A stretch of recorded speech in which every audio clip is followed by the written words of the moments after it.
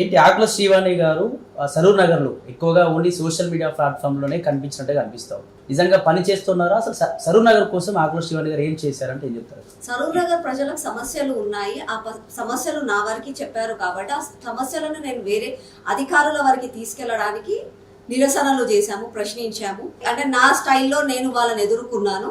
దాన్నే social media వేదికగా నేను అందులో పోస్ట్ చేయడం జరిగింది. ఏంటంటే ఇప్పుడు నాకు చెప్పిన సమస్యలు 10 మంది చెప్పారు అనుకోండి, మిగతా 100 మందికి కూడా నేను చేసిన పని తెలియాలి అని అంటే సోషల్ మీడియా వేదికగా నేను పోస్ట్ చేశాను. అదే జరుగుతుంది. అంటే సాటిస్ఫైగా ఉన్నారా? అంటే మేము వర్తబుల్ క్యాండిడేట్ ని ఎన్నుకున్నాము అని చెప్పేసి సరూర్ నగర్ లో సాటిస్ఫై ఉన్నారు ప్రజలు? అదైతే ఉందండి. ఎందుకంటే నన్ను ఎన్నుకున్న తర్వాత నేను కార్పొరేటర్ గా ఎన్నుకోబడ్డ రోజు నుంచి ఈ రోజు వరకు కూడా నేను ప్రజల పక్షాన పోరాడాను. దాని తర్వాత నా పార్టీ పక్షాన పోరాడాను. ఒక దేశానికి, ఒక ధర్మానికి నేను నా వంతు సహాయం ఏమి చేయగలుగుతానో ఒక ఉడతా భక్తి లాగా కూడా నేను నా వాయిస్ ని వినిపించాను. కాబట్టి సరూర్ నగర్ ప్రజలు ఓటేసిన వాళ్ళందరూ కూడా ఓకే, ఒక క్యాలిబర్ ఉన్న అమ్మాయికి నేను ఓటేసాము, ఆ అమ్మాయి మా పక్షాన ఇప్పటికీ కూడా పోరాడుతుంది. టర్మ్ అయిపోయిన తర్వాత చాలా మంది ఇళ్లలో కూర్చుంటారు, నా టర్మ్ అయిపోయింది కదా అని, అయినా కూడా ఈ అమ్మాయి మా కోసం పోరాడుతుంది అని చెప్పి చాలా మంది హ్యాపీగా సాటిస్ఫైడ్ గా ఉన్నారు. అంటే మళ్ళీ గెలిపించుకునే అవకాశం ఉందా? అంటే అంత సపోర్ట్ గా ఉన్నారు ప్రజలు మీకు? వాళ్ళు గెలిపించేదానికంటే ముందు నా పార్టీ నాకు టికెట్ ఇవ్వాలి, నా పార్టీ ఏం ఆలోచిస్తుంది, నా పార్టీ నాకు ఏ బాధ్యత అప్పగిస్తుంది అన్నది అధిష్టానం చేతిలో ఉంది. కాబట్టి అది ఇంకా కొంచెం టైం ఉన్న విషయము. కానీ ఒకవేళ నా పార్టీ నాకు ఏదైనా బాధ్యత అప్పగిస్తే ప్రజలందరూ కూడా నా వెంబడి ఉన్నారు. ఎందుకంటే నాకు సరూర్ నగర్ ప్రజలు అన్నది ఒక కుటుంబం లాగా, ఇది ఒక డివిజన్ కాదు, నాకు ఇది ఒక కుటుంబం. ఈ కుటుంబంలో ఉన్న ప్రతి ఒక్కరు కూడా నన్ను ఒక అక్కగా, ఒక చెల్లెగా, ఒక వదినమ్మగా, ఒక బిడ్డగా స్వీకరించిన వాళ్ళే. అందరికీ కూడా నేను ఒక సరూర్ నగర్ బిడ్డని, కార్పొరేటర్ ని తర్వాత సరూర్ నగర్ బిడ్డని ముందుగా. కాబట్టి ప్రతి ఒక్కరు కూడా నన్ను ఆశీర్వదిస్తారని చెప్పి నేను ఆశిస్తున్నాను. అంటే ఈ విషయం ఎందుకు అడగాల్సి వచ్చిందంటే సరూర్ నగర్ లో మీరు చేసేటువంటి ప్రతి కార్యక్రమం అంటే ఏదో ఒక డైరెక్టర్ నడిపిస్తా ఉన్నట్టున్నాడు, ఏదో సినిమా కోసం ట్రై చేస్తా ఉన్నది, అంటే ప్రజలకు మంచి చేయాలనే ఉద్దేశంతో కాకుండా ఏదో ఫేమస్ అయ్యే ప్రయత్నం జరుగుతూ ఉన్నది. ఆకుల శ్రీవాణి గారు ఈ విధంగా చేస్తున్నారు, కానీ ఈమె ఎప్పుడు పేదలకు చేసింది ఏంటి లేదని కొన్ని రకాల ట్రోల్స్ కూడా వస్తూ ఉన్నాయి. దీనిపై మీ అభిప్రాయం? ట్రోల్స్ వస్తున్నాయి అంటే నేను ఎదుగుతున్నానని అర్థం. చెట్టుకి పండ్లు ఉంటేనే రాళ్ళు వేస్తారు, ఉటి చెట్టు మీద ఎవరు రాళ్ళు వేయరు.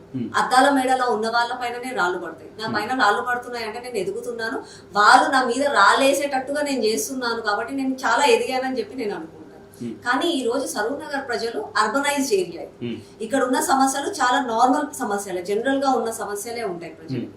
దాంతో పాటుగా ఏవైతే ఇప్పుడు GHMCలో మా కార్పొరేటర్ టర్మ్స్ అయిపోయిన తర్వాత స్పెషల్ ఆఫీసర్స్ పాలన అని రేవంత్ రెడ్డి గారు 99 రోజులు ఒక పాలన అని చెప్పారు. కానీ నిజంగా కూడా ఒక్క రోజు కూడా పాలన జరగట్లేదు.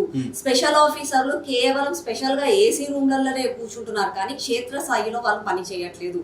అందరూ కూడా కొత్త వాళ్ళే. ఇంజనీర్లను తీసుకొచ్చి ఎంటమాలజీలు వేయడము, ఎంటమాలజీ వాళ్ళని తీసుకుపోయి శానిటేషన్లు వేయడము, ఎవరికి దాని డిపార్ట్మెంట్ పైన సంబంధం లేదు, ఏమీ లేదు. జస్ట్ నేను షఫలింగ్ చెయ్యాలి, GHMC నుంచి మల్కాజ్గిరి నుంచి సైబరాబాద్, ఏదో పెద్దగా చూపించాలని చేస్తున్నారు. కానీ నిజంగా కూడా పబ్లిక్ కి మాత్రం ఎలాంటి న్యాయం అందులో జరగట్లేదు. ఈ రోజు అన్నిట్లో కన్ఫ్యూజన్. ఒకవేళ ఒక కొత్తగా కార్పొరేటర్ టర్మ్ అయిపోయిన తర్వాత కనీసం అక్కడ ఆఫీసర్ల కన్నా వాళ్ళ విధి విధానాలు, వాళ్ళ ఉన్న డివిజన్ కి వాళ్ళకి ముఖ చిత్రం అన్న తెలవాలి. అది కూడా తెలియకుండా కొత్తోళ్ళని చేస్తే మీకు అక్కడ ఒక సమస్య ఉంది అని అంటే ఆ సమస్య ఏందో తెలియదు, వాళ్ళు ఫీల్డ్లకి రారు, ఎక్కడ చేస్తామో తెలియదు.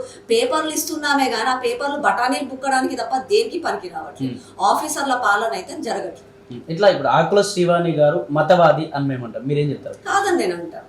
అంటే ఎందుకు అనాల్సి వస్తుంది అంటే ఎక్కువగా హిందువులకు సంబంధించిన వాళ్ళు కూడా చాలా రేపులు జరుగుతున్నాయి, అత్యాచారాలు హిందువులు కూడా కొందరు చేస్తూ ఉన్నారు. అంటే అధిక సంఖ్యలో కాకుండా కొందరు చేస్తారు, కానీ ఎక్కువగా మైనారిటీల విషయంలో మాత్రమే బీజేపీలో ఆకుల శ్రీవాణి గారు కొందరు బీజేపీ వ్యక్తులు ఎక్కువగా మాట్లాడుతున్నారు, కానీ హిందువుల విషయం వచ్చేసరికి ఏం మాట్లాడట్లేదు ఎందుకు అని చెప్పేసి ఒక పెద్ద ప్రశ్న అయితే బాగా రేజ్ అవుతాం. మా బీజేపీ ఐడియాలజీ ఏ రోజన్నా బాధ్యతను తప్పు జరిగిన వాళ్ళని, లేకపోతే మీ ప్రజలలో సమాజం పట్ల ఎలాంటి బాధ్యత నిర్వహించాలని మాత్రమే ప్రశ్నిస్తాము. కానీ దాంట్లో మతాన్ని, కులాన్ని మేము ఏ రోజు కూడా చూడం. కొంతమంది నన్ను మతోన్మాది అని చెప్పి మాట్లాడే వాళ్ళు ఒకటి గుర్తుంచుకోవాలి, రీసెంట్ గా జరిగిన ఇష్యూస్ పక్కన పెడితే పాతవి కూడా స్క్రోలింగ్ అవి చేసుకుంటూ పోతే నా సోషల్ మీడియాలో అవి కూడా ఉంటాయి. మా సరూర్ నగర్ డివిజన్ లోనే ఒక అమ్మాయి, ముస్లిం అమ్మాయి ఒక అబ్బాయిని పెళ్లి చేసుకుందని చెప్పి ఆ అబ్బాయిని నడి రోడ్డు మీద మర్డర్ చేశారు, నాగరాజ్ అనే వ్యక్తిని.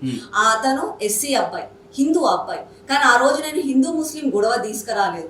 ఆ రోజు నేను ఆ అమ్మాయికి భరోసాగా ఉండాలి, ఆ అమ్మాయికి సొంత అన్నదమ్ముళ్ళే తను చంపేసి ఆ అమ్మాయిని నడి రోడ్డు మీద వేశారు కాబట్టి ఆ అమ్మాయిని వెంబడి నేను ఉండాలని చెప్పి ఉస్మానియా హాస్పిటల్ కి పోయినా, అక్కడ పోస్ట్ మార్టం దానికి విధులకు వాటికి అన్నిటికి హెల్ప్ చేశా. దాని తర్వాత 2 గంటల వరకు రాత్రి 2 గంటల వరకు సరూర్ నగర్ పోలీస్ స్టేషన్ లో ఉన్న తర్వాత సఖీ టీం వస్తే వాళ్ళకి అప్పగించిన.